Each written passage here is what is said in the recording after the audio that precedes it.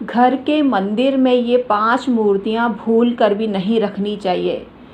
सारा वास्तु चौपट हो जाता है। वास्तु को शुद्ध करने के लिए, पवित्र करने के लिए आप क्या क्या उपक्रम करते हैं, और वास्तु सही भी होता है, लेकिन अगर आप ये गलती मंदिर में ही करते हैं तो आपका भगवान ही भला करे। हम आपको चेतावनी देते हैं कि इससे आपके घर में गरीबी आती है, नेगेटिविटी आती है।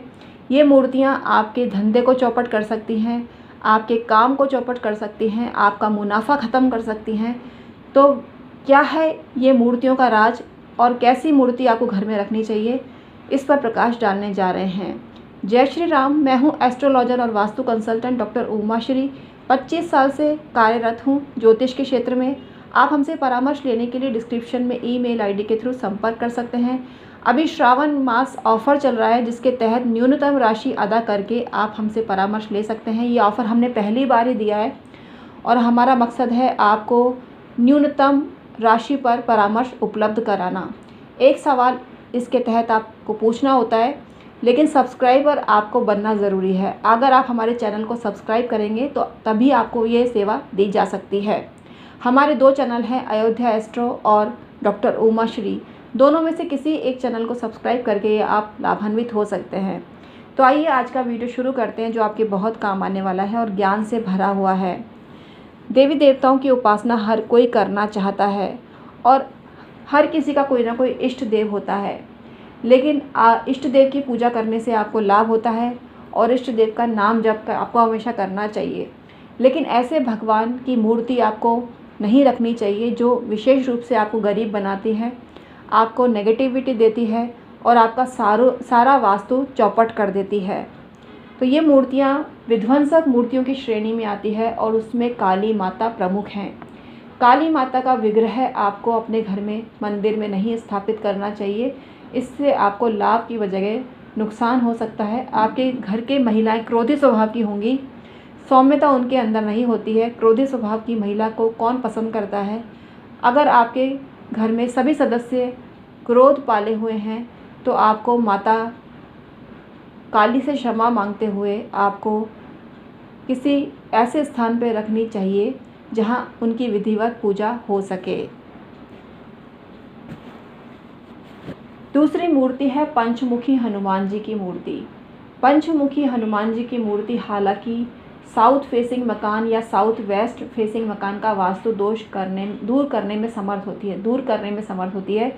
ये मूर्तियाँ अगर आप मुख्य द्वार पर लगाते हैं तो आपका भला होता है, लेकिन घर के अंदर मंदिर में पंचमुखी हनुमान जी की तस्वीर गृहस्थियों को नहीं लगानी चाहिए। इससे आपके जीवन में दुर्घटना हो सकती है, परेशानी आ सकती है और विध्वंसक कोई घटना आपके घर में हो सकती है, चोट इत्यादि किसी को लग सकती है। तो आपको पंचमुखी हनुमान जी से क्षमा मांगते हुए सामान्य हनुमान जी की मूर्ति आप अपने घर में रख सकते हैं, लेकिन तस्वीर रखेंगे तो और बेहतर होगा। पहाड़ उठाए हुए हनुमान जी की तस्वीर सर्वश्रेष्ठ होती है, राम दरबार की तस्वीर सर्वश्रेष्ठ होती है। इससे आपको लाभ होता है और वास्तु दोष भी पैदा नहीं होता है। अगली जो मूर्ति है शिवलिंग। शिवलिंग भी आपको अपने घर में स्थापित नहीं करना चाहिए। पारद शिवलिंग हालांकि आप घर में स्थापित कर सकते हैं। श्रावण मास में शिव जी की विशेष महत्ता होती है और श्रावण मास में जो मनुष्य पारद शिवलिंग अपने घर में स्थापित करता है उसके जीवन के तमाम कष्ट मिट जाते हैं और पारद शिवलिंग आपकी शक्ति को बढ़ाते हैं। और जो व्यक्ति नित्य पारद शिवलिंग की पूजा करता है उसके घर में समस्त सुख विद्यमान होते हैं। तो पारद शिवलिंग और नर्मदेश्वर शिवलिंग ही ऐसे हैं जिनको आप अपने घर में स्थापित कर सकते हैं। अन्य कोई भी शिवलिंग मंदिर में ही शोभायमान होते हैं, तो आपको मंदिर में ही जाकर शिवलिंग की पूजा करनी चाहिए। शिव जी की परिवार सहित जो तस्वीर होती है उसको आप स्थापित कर सकते हैं, उसमें कोई दिक्कत नहीं है, कोई वास्तु दोष नहीं होगा। परिवार सहित राम दरबार की तस्वीर रखें या परिवार सहित शिव परिवार की तस्वीर रखें तो आपका फ़ायदा होता है। आप गणपति भगवान की मूर्ति भी खड़े हुए अवस्था में अपने घर में विद्यमान ना करें। खड़े हुए जो गणेश जी होते हैं बहुत रौद्र रूप में होते हैं और हिंसक तो नहीं बोलेंगे, उनको क्षमा चाहते हैं, लेकिन गुस्से वाले आप उनको मान सकते हैं। बैठे हुए ही गणेश जी अपने घर में स्थापित करें तो आपका भला होता है।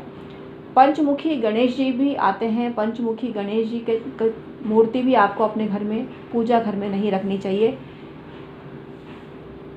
विशेष रूप से गृहस्थियों के लिए ये नियम है, अन्य साधुओं तपस्वियों के लिए ये नियम नहीं है। और आप जिन की पूजा करते हैं उनको, अगर आप गृहस्थी नहीं हैं तो अपने घर में स्थापित कर सकते हैं, तब आपको कोई दोष नहीं लगता है, वास्तु दोष भी नहीं लगता है अगर आपका ऑरा पवित्र है तो।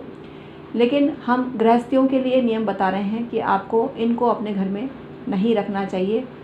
बैठे हुए गणेश जी द्वार पे स्थापित करें और बैठे हुए गणेश जी के साथ ही साथ गणेश जी के जहाँ पीठ हो रही है वहाँ भी एक गणेश जी अवश्य ही लगाएं। इससे आपको गणेश जी की कृपा मिलेगी और गणेश जी आपको धन से सराबोर कर देंगे। माता बगलामुखी की मूर्ति भी अपने घर में नहीं रखनी चाहिए। माता बगलामुखी की तस्वीर रख सकते हैं, उसमें कोई दिक्कत नहीं है, लेकिन माता बगलामुखी की मूर्ति आपको अपने घर में स्थापित नहीं करनी चाहिए। इससे आपके घर में विनाश ही विनाश होता है। लेकिन माता बगलामुखी की आप पूजा करते हैं और सेवा उपासना करते हैं तो आपका शत्रु बाधा समाप्त होती है। माता बगलामुखी के मंत्र जपने चाहिए और माता बगलामुखी का शत्रुनाशक मंत्र आप जप सकते हैं। उससे आपके तमाम शत्रु से आपको निवृत्ति मिलेगी और आपके जीवन में खुशहाली ही खुशहाली आएगी। तो आई होप आज का वीडियो आपको पसंद आया होगा। Thank you so much. हम हैं एस्ट्रोलॉजर और वास्तु कंसल्टेंट डॉक्टर उमाश्री। आप हमसे परामर्श ले सकते हैं डिस्क्रिप्शन में ईमेल आईडी के थ्रू। जैसा कि आपको बताया जा चुका है, अभी श्रावण मास का ऑफ़र चल रहा है और इसके तहत न्यूनतम राशि आपसे ली जा रही है, बहुत कम राशि आपसे ली जा रही है, जितना आपने सोचा भी नहीं होगा। आप तो परिचित हो ही गए होंगे, लेकिन इसके लिए आपको हमारे चैनल डॉक्टर उमाश्री को सब्सक्राइब करना होता है, तभी आप ये लाभ ले पाएंगे। और स्कैनिंग करके भेजें, प्रूफ भेजें कि आपने हमारे चैनल को सब्सक्राइब कर लिया है। और अकाउंट नंबर जान सकते हैं। अकाउंट नंबर में अगर आपने पैसे जमा करा दिए हैं तो पैसे जो रसीद है उसकी भी स्कैनिंग करके भेजिए। ज़बरदस्त उत्साह है लोगों में श्रावण मास के इस ऑफ़र के लिए, तो first come first serve basis पर परामर्श दिया जा रहा है। तुरंत जल्दी करिए और परामर्श लीजिए, क्योंकि फुल जो हमने लिमिट रखी है उससे लिमिट से ज़्यादा हम क्वारीज नहीं लेंगे। तो आपको तुरंत संपर्क करना चाहिए और इस ऑफ़र का लाभ लेना चाहिए और चैनल को सब्सक्राइब करना ज़रूरी है। Thank you so much.